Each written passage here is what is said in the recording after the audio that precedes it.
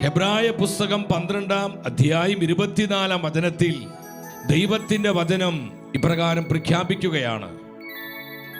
പുതിയ ഉടമ്പടിയുടെ മധ്യസ്ഥനായ യേശുവിന്റെ സവിധത്തിലേക്കും യേശുക്രിസ്തുവിന്റെ സവിധത്തിലേക്കും ആബേലിന്റെ രക്തത്തെക്കാൾ ശ്രേഷ്ഠമായ വാഗ്ദാനം ചെയ്യുന്ന തളിക്കപ്പെട്ട രക്തത്തിലേക്കുമാണ് നിങ്ങൾ വന്നിരിക്കുന്നത്. കർത്താവായ യേശുക്രിസ്തുവിന്റെ കറയില്ലാത്ത കളങ്കമില്ലാത്ത അത്ഭുത രക്തത്തിന്റെ സന്നിധിയിലേക്ക് പരിശുദ്ധാത്മ നമ്മളെ കൂട്ടിക്കൊണ്ടു വന്നിരിക്കുകയാണ്.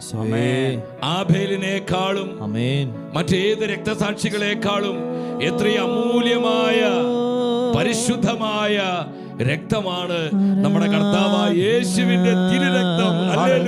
ഹല്ലേലൂയ. ഈ രക്തത്തിന്റെ അഭിഷേകത്തിലേക്ക്, തിരുരക്തത്തിന്റെ സമൃദ്ധിയിലേക്ക്, തിരുരക്തത്തിലൂടെ ലഭിക്കുന്ന ആത്മീയ അനുഗ്രഹങ്ങളിലേക്ക് സ്വർഗം നമ്മളെ കൂട്ടിക്കൊണ്ടു വന്നിരിക്കുക. സഹോദരങ്ങളെ, ഈ അൾത്താരയിൽ നിന്ന് ഉന്നതമായ അഭിഷേകം വ്യാപരിക്കുകയാണ്. ലോകരാജ്യങ്ങളിലേക്ക്, ഭൂഖണ്ഡങ്ങളിലേക്ക്, ജനപദങ്ങളിലേക്ക്, നമ്മുടെ ഭവനങ്ങളിലേക്ക്, നമ്മളായിരിക്കുന്ന തലമുറകളിലേക്ക്, നമ്മുടെ സഭാ കൂട്ടായ്മകളിലേക്ക് യേശുക്രിസ്തുവിന്റെ ശക്തി പരിശുദ്ധാത്മ പകർന്ന് തരികയാണ്. എല്ലാവരും ആഗ്രഹിച്ചു പ്രാർത്ഥിക്കണം. വീണ്ടും വെളിപാട് പുസ്തകം 19-ാം അധ്യായം 13-ാം വചനത്തിൽ എന്താണ് വചനം പ്രഖ്യാപിക്കുന്നത്? നമ്മുടെ കർത്താവായ യേശുവിനെ കുറിച്ചുള്ള പരിശുദ്ധാത്മാവിന്റെ സാക്ഷ്യമാണ്.